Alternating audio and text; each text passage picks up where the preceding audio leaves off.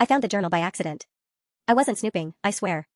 I was looking for the car insurance card in his nightstand and there it was, this beat-up composition notebook with a rubber band around it and my name written on the front in his handwriting. My husband, I'll call him Theo, is not a journal guy. He's a fantasy football, reheated coffee, falls asleep during the movie guy. So I just stood there in our bedroom for a second like I'd found something that didn't belong in our house. I didn't open it. Not right away.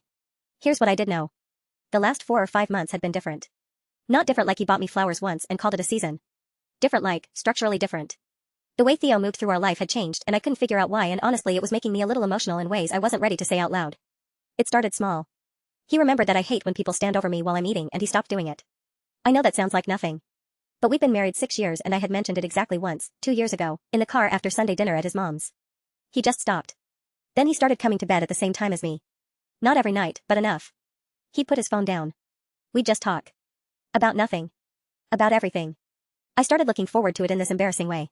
He planned a date in February and it was cold and the restaurant he'd chosen was closed so we ended up eating gas station sandwiches in the parking lot of a Walgreens and he had his little portable speaker and he played the song from our wedding and I cried in a Hyundai in a strip mall and it was the most romantic night I'd had in years. I thought maybe therapy. Maybe a podcast he wasn't telling me about. I asked my sister Priya and she said, quote, just let him cook. So I did. He started praying with me before bed. Not every night but more than never, which was what it had been before. He'd just reach over and hold my hand in the dark and say something quiet. I don't know what I'm supposed to do with that as a person. So yeah.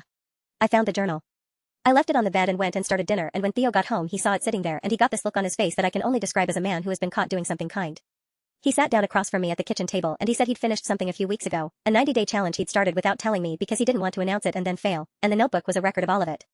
Every day. Things he noticed about me, things he wanted to do better, prayers he wrote out at night. He slid it across the table and said I could read it or not. That was up to me.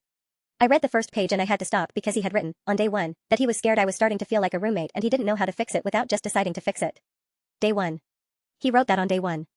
I don't know how to explain what it feels like to find out your husband has been quietly, privately choosing you every single day for 3 months while you were just living your life not knowing. I asked him why he never said anything while it was happening. He said he didn't want it to be about him. He wanted it to be about me. I'm not a crier in public. I'm barely a crier in private. But I closed that notebook and I looked at this man I've known for 11 years and I thought, I don't think I ever fully understood what it meant to be loved until right now. What do you even do with that?